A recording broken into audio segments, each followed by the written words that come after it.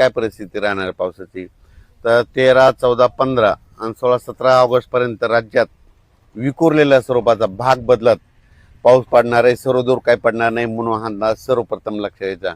फक्त राज्यात काही भागातच आणि काही जिल्ह्यातच पाऊस पडणार आहे आणि त्या भागाचं नाव सांगतो.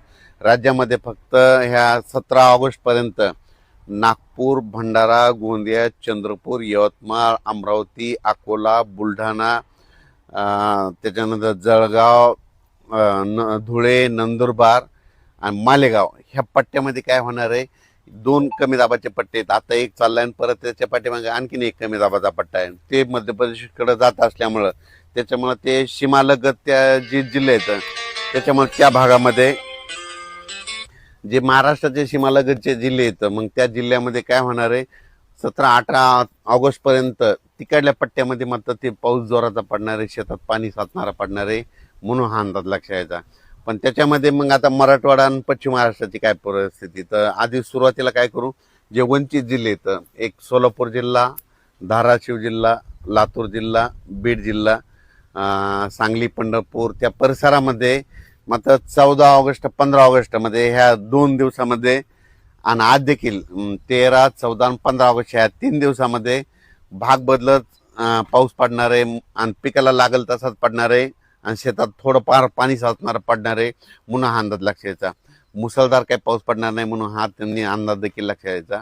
पण त्यांच्याकडे म्हणजे पिकाला जीवदान ठरणारा पाऊस असा लातूर, बीड, धाराशिव, सोलापूर, पंढरपूर, अकोला, आपलं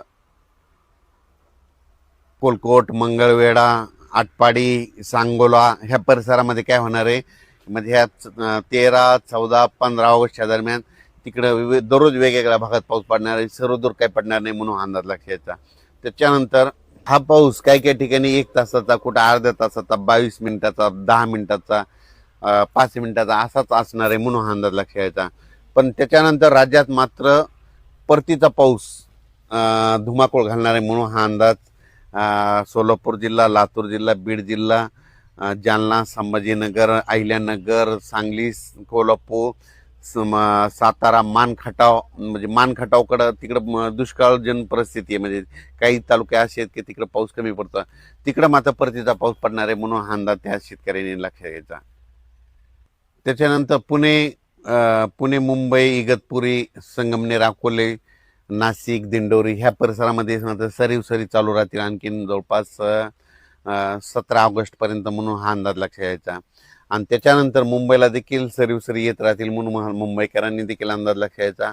पण जास्त पाऊस सगळ्यात जास्त भंडारा, गोंदिया, चंद्रपूर, यवतमाळ, अमरावती, मोर्शी त्या परिसरामध्ये, अचलपूर, दर्यापूर, त्याच्यानंतर परतवाडा, आकोट, अकोला, त्याच्यानंतर इकडं शेगाव, खामगाव, त्याच्यानंतर जळगाव, जामोद घाटाच्या खाली नांदुरा, मलकापूर, त्याच्यानंतर जळगाव, रावेर, त्याच्यानंतर इकडं धुळे, नंदुरबार ह्या पट्ट्यामध्येच काय होणार, मोठा पाऊस पडणार आहे, शेतात पाणी साचणार पडणार आहे म्हणून हा अंदाज लक्षात यायचा. काही ठिकाणी वड्याला पाणी देखील येणार आहे म्हणून हा अंदाज देखील त्यांनी लक्षात यायचा. आणि मराठवाड्यात मध्ये परभणी जिल्हा, बीड जिल्हा, लातूर जिल्हा, धाराशिव जिल्हा, नांदेड, हिंगोली, वाशिम ह्या परिसरामध्ये आज देखील 13 ऑगस्टला दुपारनंतर विखुरलेल्या स्वरूपाचा संध्याकाळी पाऊस पडणार आहे. आणि या ठिकाणी परत एक अंदाज सांगणार आहे, आणखीन विदर्भामध्ये 12, 13, 14, 15 ऑगस्ट पर्यंत असंच दररोज वेगवेगळ्या भागात पाऊस पडणार आहे म्हणून हा अंदाज सर्व शेतकऱ्यांनी लक्षात यायचा. पण सोलापूर जिल्हा, बीड जिल्हा, लातूर आणि धाराशिव जिल्ह्यातल्या शेतकऱ्याला सांगू इच्छितो की तुमच्याकडे मात्र 15 आणि 16 ऑगस्टला चांगला पाऊस येणार आहे म्हणून तुमच्यासाठी एक आनंदाची बातमी. त्याच्यानंतर राज्यात मात्र आज देखील जळगाव जिल्हा, धुळे जिल्हा, नंदुरबार, इकडे बुलढाणा जिल्हा, अकोला, अमरावती ह्या परिसरामध्ये आणखीन 2-3 दिवस मध्ये दररोज वेगवेगळ्या भागात काही ठिकाणी रिमझिम, काही ठिकाणी जोराचा पाऊस पडणार आहे म्हणून हा अंदाज सर्व शेतकऱ्यांना लक्षात यायचा. राज्यात सांगायचं झालं तर पश्चिम महाराष्ट्राकडे